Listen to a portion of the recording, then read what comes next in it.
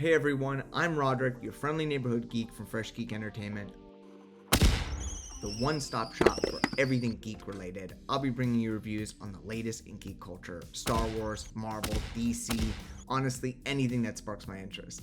Be sure to thumbs up the video if you like my content. Today, I'll be reviewing She-Hulk, Attorney at Law, Episode 1, A Normal Amount of Rage. So let's jump in. To give my non-spoiler thoughts of the episode, I really liked it. I think there's a lot of things they do really well in this show. You'll hear about my criticisms, but when it comes to a pilot, like the first episode of the series, I think this one's a banger. I think they do an incredible job at introducing the audience to the character, and you'll hear my thoughts on why I think they do such a great job here. And I think they even accomplish something that's not really easy, bringing in other characters from the bigger MCU and not making them feel like a supporting cast member or a side character. The way they bring in this character, and we'll get more into it, but it was like a breath of fresh air. I've been waiting to get more information on. I almost want to spoil it, but I won't. Just in general, I would definitely recommend to go see this show. Watch it whenever you can. If you have any questions, hit me down in the comments and let me know. Okay, now that we can get into spoilers, the opening scene, the fourth wall break. It catches you off guard because you're not expecting it. Jennifer Walters is looking directly in the camera, and as the audience member, I was thinking to myself, is she now looking at me? Is this how we're doing this? Like, is she looking at the audience? And she's directly talking about, with great power comes a lot of things that you need to answer for. And I thought, wow, that's a very interesting, that's a lawyer way to put, with great power must also come great responsibility. When you're watching the scene, you're almost thinking to yourself, is she the Hulk yet? But right now I just need to stick the landing on this case. You will. And if it doesn't go our way, you can just Hulk out, blow everyone's minds.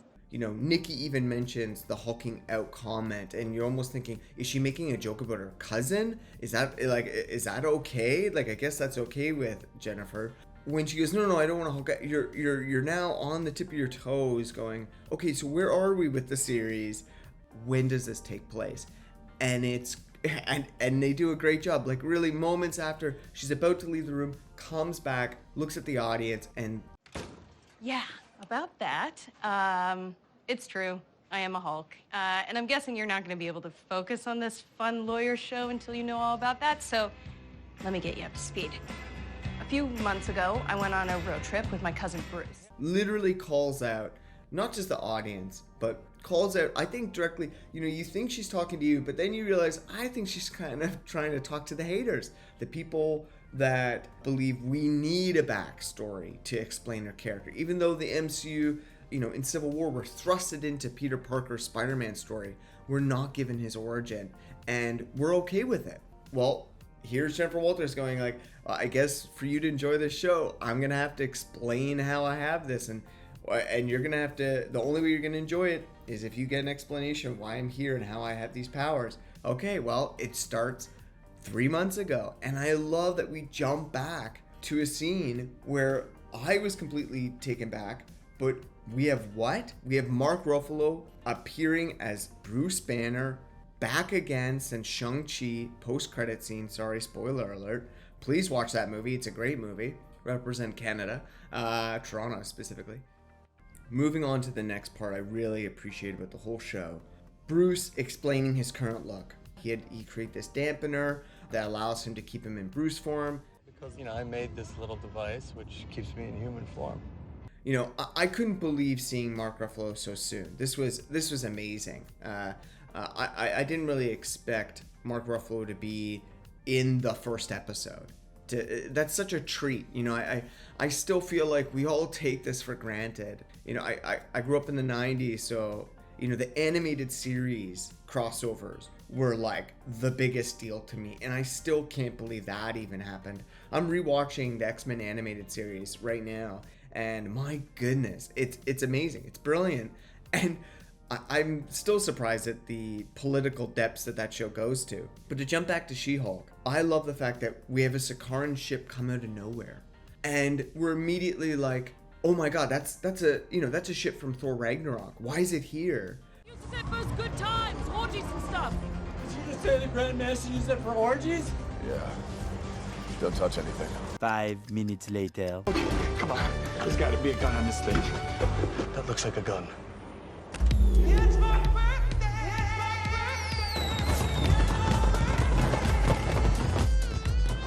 My friend at Golly. Obviously, Captain America wasn't virgin. It looks a little different, which would make sense as well. Like, it doesn't look, it looks like it has a new paint job. I have so many questions. And Grandmaster, he was dethroned. Who took his place? I love the way they're setting this up. All right, jumping to our next, I think, big scene here. And the reason I think it's a big deal is Hulk's like secret Mexico oasis. This was mentioned in Endgame when heroes catch up with Bruce Banner and they're asking Bruce, hey, you look different, what's going on? And Bruce goes, 18 months in the gamma lab. I put the brains and the brawn together. And now look at me. we all wondered, like, whoa, this was done off screen. Like, when was this done? And we get an answer right here that this was done in Mexico with the help of Tony Stark, building out this lab over that course of 5 years. It's very interesting that you start to see clothes that resemble Tony's, and you start seeing these little Easter eggs and references that they're actually doing a lot of visual storytelling here. Bruce Banner and Tony Stark were very close. There's another scene here where you see an Iron Man Legion's helmet. This was from Age of Ultron, and it was from the scene where Ultron took over one of the bots, and he chose to keep that helmet. I think there's a lot there. I think the show is trying to tell audiences he still feels the guilt of Ultron, and it represents a part of Bruce Banner's legacy. You even see in the background, you see something that represents Hulk's legacy as well. The Sakaran kind of warlord helmet that Hulk wore in Thor Ragnarok. I just have to add this one little thing. I love that everything is very large. I love, like, the attention to detail is incredible, yet all the human tools that Hulk uses, they're still small. So I like that. I really like that. Another thing I wanted to cover was the transformation, and honestly, the VFX on She-Hulk. You may have heard this already before from other people, but I really like the way She-Hulk looks. Oh my goodness, there are absolute scenes here that are jaw-droppingly realistic. I mean, when you see Bruce Banner and the Incredible Hulk, Smart Hulk, has had almost 14 years of development in VFX. So it should look very good. I mean, they're taking a model from Endgame. Infinity War introduced us to Thanos level CGI, which even to this day, I'm astounded at. How do they animate a face that proportionally does not line up with a human's, with the nose and everything?